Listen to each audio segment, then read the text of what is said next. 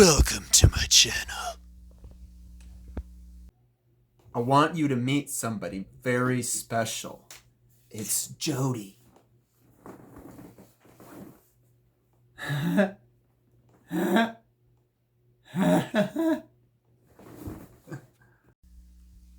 buds, I want to do something really different for this video.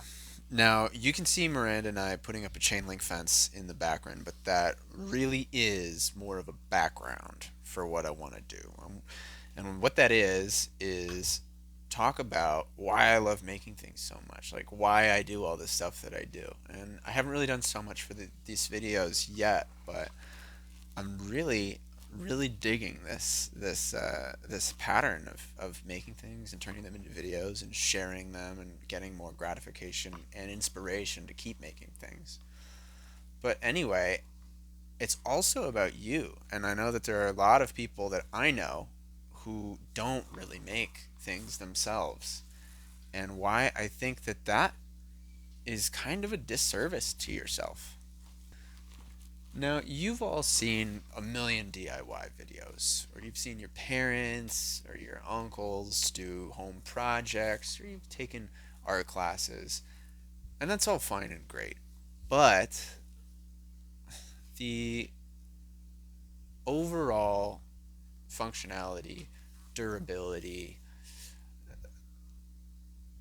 quality of handmade things is usually lower. And contractors, they do this stuff for a living, so why compete? And I get that. I do. But I really do believe that you're lacking some fundamental respect for the things that you fill your life with if you think that way. And I'm not saying that thinking that way is wrong or that it's bad, but I do feel like you're missing something because handmade things have so much more of a soul.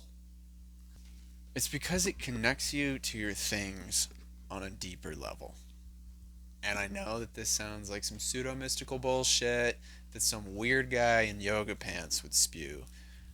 But trust me, if you're not already on board, you might even give that guy a chance.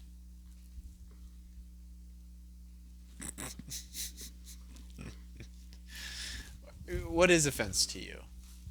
Uh, I'm guessing it's a pretty small concept and a pretty small part of your life. I mean, you decide generally the type of look that you want that's going to look good with your house and with your yard.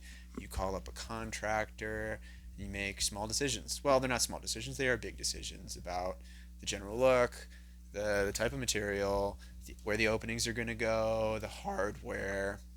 But then you have them do it, you give them the money, and then you've got a fence. Nice. But when you put one up yourself, it becomes something else entirely.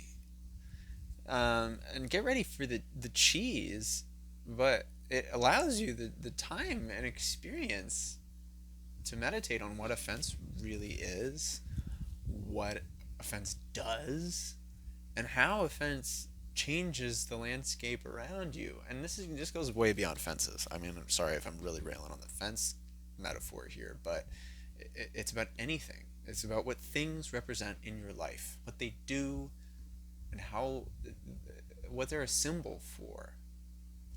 That's a little weird, but and sorry that I keep looking down all the time. I do have bullet points of what I want to say. I'm really not that good at giving speeches, or at least I don't want to flame myself too bad, but I'm not as good as I want to be, and I don't have the memory that I wish that I had. And it's not that I'm being insincere. I really want to get some of these key messages across, and it takes me a while to build these ideas. But anyway, back on track. When you are doing something yourself, you have to get all of the materials yourself. You have to know what you're going to need. And let me tell you, you always need more than you think you do. And then you have to make all the decisions. Like you decide how wide the posts are going to be. You have to decide what kind of boards you're going to get to put them up. To put up, if they're going to be boards, you have to decide about the gaps and the shapes and how to make it level and flat and looking good. And you don't need fancy tools. What you do need is to learn how to problem solve because you're going to run into all types of different problems. And that's where the magic really happens, honestly. I mean, have you ever dug a 3 foot hole in your backyard? How about 30? Do you know what's really down there? And seriously, this is where the magic starts to happen. And let me explain by using my own backyard, my own fence, to keep the metaphor rolling. We started digging. I think we had 27 holes to dig, and we found concrete and glass and bricks and tree roots everywhere. And you might hear this and think, oh, hell no. Or if you don't know, it's almost impossible to dig through these things. And it takes a long time. It's backbreaking work. But but this is where like it really becomes worth it, honestly, because you learn so much. You learn how to do these things, which makes you feel good about having new knowledge, learning how to do new things, and overcoming hard challenges, right? And what also the knowledge in this case was that there had been a previous building in the backyard that we didn't know about, right? And it didn't show up in any of the permits or the old records or nothing. So we don't know if there was a garage or if there was an accessory building back there or the whole area had been paved, which was probably the case. Now that we with the knowledge that we have now, but who knows? And also the tree roots in particular, like we've been having a lot of foundation problems, and the foundation in this house is a piece of shit. It's in a million pieces, right? But now, I mean, we had ideas early on that it was tree roots, but we weren't totally sure. But now we know. I mean, these things are coming in all over the place, and they're pushing bricks, and they're unsettling things, and you can't. And this is really important stuff because you can't fix a problem unless you know that it's there. You have to address something and realize it before you can start to fix it. And also, like, knowledge of tools is awesome. Tools are a blast. In this case, I bought an auger. You can rent one for relatively cheap, or you can buy one for not that much more. And let me tell you, I've used this uh, plenty of times since then. I've done my fence, I did the neighbor's fence, Diane, as in this video that you're watching. I dug some holes at Miranda's dad's house and at my parents' house. It's something that it kicks. It's really cool. On the other side of the coin of tools, so to speak, I had to confront my own reckless use of my back. And I have a history of throwing out my back from going way too hard and thinking that I'm invincible. And I'm not. I'm not even really that strong. And this is something that everyone has to do at some point. Not throw out your back. Don't do that. But to confront the weathering of your physical self. Like your body ages, it gets more frail, and I'm only just starting to come over the hump. My body is just starting to degrade, but I feel like that makes it even more like magnified. Now I'm finally like paying attention and being like, oh, I'm not invincible. What? But and I think this is a really big life lesson that everybody can learn from, even people who are super healthy and super strong. Like if you want to stay that way, you gotta exercise and use it, but use it carefully. And it's a sobering lesson. Then, when we got to setting and leveling our posts in the concrete, I had a lot of time to think on the nature of what we were doing. Like, why do people have fences? Hippies hate fences. But if you're a livestock farmer, fences are essential. They're your livelihood. Fences are super important for a lot of people. What we were doing is we were building a privacy fence and to prevent theft. Theft has historically been a problem in our area, But even beyond those immediate and real reasons, like we wanted to, subconsciously, I think, to separate ourselves from the immediate land. We wanted to cut a slice of land for ourselves. Ourselves. I wanted to bend the landscape in a way to my will and to my vision, and to make it very different than it was. I wanted my space. And I'm not saying that that's bad, that what I did is bad for my reasons, but it's circumstantial.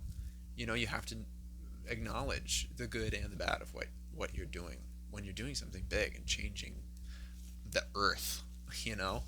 It's important. I just think it's fascinating that doing relatively simple menial labor like digging holes and then setting the posts and all of that for an extended period of time involving a great deal of work, physically and mentally, taught me so much about where I was, my property, and what I was doing, putting up a fence, and why I was doing it. Going meta about like where I am on Earth. What am I doing on here? What am I doing with my time? How do I choose to spend my time? What do I choose to spend my time on? And this isn't even the end of the story. We haven't even gotten to like actually building the damn fence yet, you know? And when I was going to actually buy the fencing material, I saw Menards had a huge sale on decking, and I was super pumped because decking boards are way thicker than fencing material, and by the board foot, it was cheaper at this point. So I got a way better deal and a way better material, and I was super pumped about it. And because we were letting this project evolve so much as we were doing it, we chose a new material on the spot pretty much, although it was the same general shape. We also at that point we decided that we, instead of doing standard heights and then doing standard paneling between all of the posts like most fences you see, we wanted the whole line down the property to be level, and we wanted every board also to be level to make it really have this modern minimal look that would be really cool. And so we started doing that, and we also thought about having like the permeability of the fence to be wanted to be total privacy, impenetrable to the eye, so to speak. But we didn't. We wanted to kind of make it more fluid and more a part of the surroundings after having thought about it. So we put really wide gaps. And then because we had just made the whole line on the top perfectly level and all the boards, the ground is not. The ground is actually on a little bit of a hill. So we have a changing gap underneath that we left quite large, about a foot and a half. And also potentially for animals, like we have a neighborhood cat that we love and like, and we wanted to keep those animals around too. And at the end of all of this, we got a totally unique fence. And I'm not saying it's the best fence in the world, right? But it's really cool. I really think that it's cool. And in kind of validating that, we actually, after we built it, we saw fences going up all over around our house, around in the surrounding blocks that look just like it. I'm not shitting around. Like, they look almost the same. So people are copying us left and right. I'm not mad about it because I think it looks way better than standard fences. I'm kind of happy about it. So all of that story was to tell you that you shouldn't ever put up a fence because it sucks and it's super hard. I'm just kidding. I'm kidding. It's totally worth it. It really is. So, and a project as big as building a fence, even though it's not a huge project, is probably not something that you should do if you've never done any DIY projects. You should start smaller. But just the act of DIY. I hate that. I hate that name, DIY. It cheapens it. It cheapens it, and it's making things into a category that feels lame, and I don't like it. But it is so gratifying to get your hands dirty, to get down and to do something your damn self feels amazing. It is so fulfilling. And you're going to learn so much, and it gives you a pride and an real ownership that doesn't exist otherwise. And it makes something less about money, and it makes it more about your history, that you're making as you're living.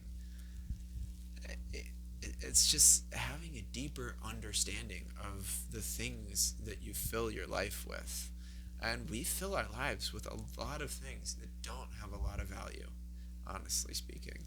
I mean, look around your room right now. Look at the things in it. How do those things really make you feel? What have you really learned from those things? Like, what history do you have with those things? These are all, like, questions that I think used to be super important and have lost meaning as we've begun to saturate our lives with cheap things, with throwaway things, things that serve a singular purpose and are cheap enough that it makes more sense to throw them away than to maintain and sustain them. You know, I, ju- I just think it's so important. And I don't think that there's any real good way to get this message across meaningfully, besides really urging you, pleading with you to go out and try it yourself. And the nature of what I want this channel to be, even though I haven't even made it yet, is that I want to share my art making process. And it's not because I'm an elevated human being, that I'm above you all and I am so confident in my abilities that none of you can touch me. That's not how I feel. I feel like you can copy me pretty easily if I show you exactly what I'm doing, but that's not what I'm worried about. I'm more concerned about helping people express themselves and be earnest in the way that they live and interact with things. Oh, that makes me sound like a martyr. God damn it. Maybe not martyr is the right word. I don't know. Anyway, please, please do it.